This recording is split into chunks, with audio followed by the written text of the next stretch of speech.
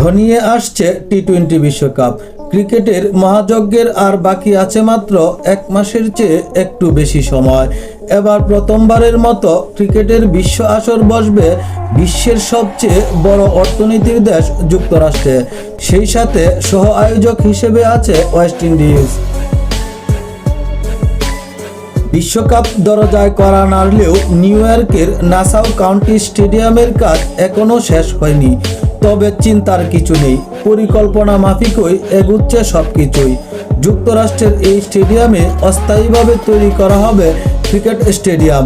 সেই পরিকল্পনার অংশ হিসেবে অস্ট্রেলিয়ার এডিলেড থেকে নিয়ে যাওয়া হয়েছে 10টি পিচ। সেক্ষেত্রে প্রায় 14,000 মাইল বা 23,000 কিলোমিটার পথ পাড়ি দিতে হবে বিশ্বকাপের পিচকে। এডিলেড থেকে জাহাজে করে ফ্লোরিডায় নিয়ে যাওয়া হয়েছে পিচগুলো। কয়েকদিন পর সড়ক পথে বিশ্বকাপের পিচগুলো পৌঁছে যাবে নিউ ইয়র্কে। ইতিহাসে প্রথমবারের মতো আইসিসির কোনো ইভেন্টের আয়োজক যুক্তরাষ্ট্র।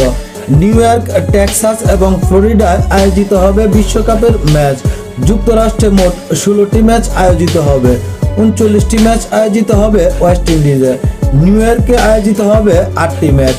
নিউ ইয়র্কের এই স্টেডিয়ামকে বলা হচ্ছে ক্রিকেট দুনিয়ার প্রথম অস্থায়ী ক্রিকেট স্টেডিয়াম। এখানকার বেশিরভাগ অংশই তৈরি করা হচ্ছে অস্থায়ীভাবে, যেগুলো চাইলেই এক জায়গা থেকে আরেক জায়গায় নিয়ে যাওয়া যাবে। ড্রপিং এই পিচগুলো তৈরি করার দায়িত্বে আছেন এডিলেড ওভালের কিউরেটর ডেমিয়ান ঘোষ। সাম্প্রতিক বিবিসির সাথে আলাপকালে তিনি বলেন, আমাদের লক্ষ্য হচ্ছে গতিও সমান থাকবে এমন পিচ তৈরি করা, যেখানে খেলোয়াড়রা শট খেলতে পারবে। আমরা বিনোদনদায়ী ক্রিকেট চাই, কিন্তু চ্যালেঞ্জও আছে।